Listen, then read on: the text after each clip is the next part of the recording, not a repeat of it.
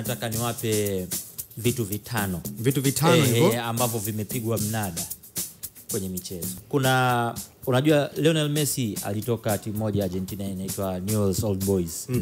Na alichukuliwa akiwa bado mdogo sana kule Argentina. Mkataba wake wa awali na Barcelona ulisainiwa kwenye tissue. Tissue? Yeah. Okay. Hii tissue ni napkin. Ndo mkataba wa awali, yani kwa maana scout aliyemscout Messi alimwona dogo ni exceptional.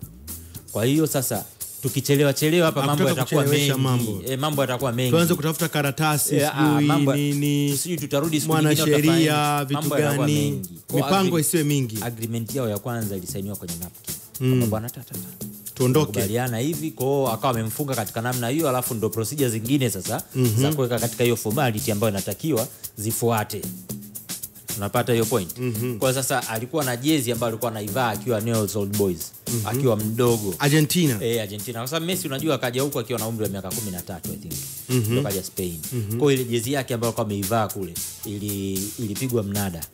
Au ilipigwa mnada. Ile namba 13. Namba 10. Namba 10. 13 ulikuwa umri wake.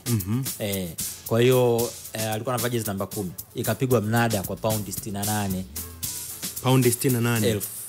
Kwa jezi yake akiwa academy imeuzwa, kwa hiyo imepigwa mnada kwa hiyo bei. Hela ya kitanzania ni milioni 213.6. Unaweza ukatoa hiyo mzee wangu? Alafu nyingine ilikuwa ni jezi yake ambayo alivaa kwenye mechi jezi ya Barcelona. Alivaa kwenye mechi dhidi ya Celtic kwenye Champions League mwaka 2008. Hii imepigwa mnada kwa paundi 51 ambayo ni sawa na milioni 163 za kitanzania. Kwa hiyo nayo ni jezi nyingine ya Messi ambayo imepigwa so mchezo. Yes.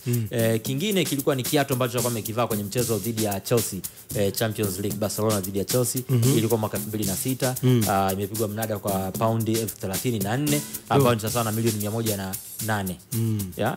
Kwa hiyo milioni 108 hicho ni kiatu ambacho alikivaa mwaka 2006 kwenye mchezo dhidi ya Chelsea. Lakini kuna jezi ya Michael Jordan ambayo alikuwa ameivaa kwenye msimu wa 97-98 akiwa na Chicago Red Bulls. Jezi yake imepigwa mnada kwa paundi 17 ambayo ni sawa na milioni 54.4 za kitanzania. Kylian Mbappe Lottin ambaye jezi yake ya World Cup final, unajua 2022 ilipigwa moja kati ya historical final. Moja kati ya finali kali ambazo zimepigwa kwa miaka hivi karibuni au kwa editions za hivi karibuni World Cup. Ilikuwa ni ya 2022 ambayo ilikuwa imefanyika Qatar. Ilikuwa ni Argentina dhidi ya France. Kylian Mbappe akitia hat-trick kwenye ile finali. Lakini Argentina ndio ambao waliondoka na ubingwa baada ya matuta. Kama watu watakuwa na kumbukumbu nzuri. Kwa hiyo jezi yake ya finali Kylian Mbappe Lottin ilipigwa mnada kwa paundi 17 ambayo ni sawa na milioni 21.76 za kitanzania. Kwa hiyo out of this hivi vitano, kipi ambacho wewe ungependa kukinunua kwenye mnada, au nadhani kipi ungetamani kukimiliki? Kwa wewe Tambo ungemiliki?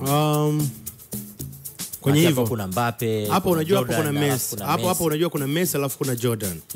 Lakini pia kuna Kylian Mbappe, of course kwenye ile mechi aliperform sana. Yeye pia ndo alichukua kiatu, si ndio? Kwa hiyo hapo I'll go for MJ. Yes, Michael Jordan. I'll go for Messi. Messi and Michael. Sasa Messi ana vitatu. Ana jezi ya Newell's Old Boys, ana jezi ya Barcelona, alafu ana kiatu.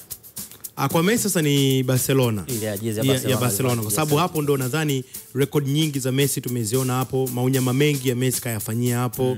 Yani jina kubwa pia. Of course huko Argentina ameanzia, lakini Barcelona ndo record nyingi kubwa kaenda kuzifanyia pale. Kwa hiyo wonders nyingi zimefanyia pale. Kwa hiyo ile jezi ina moments nyingi zaidi.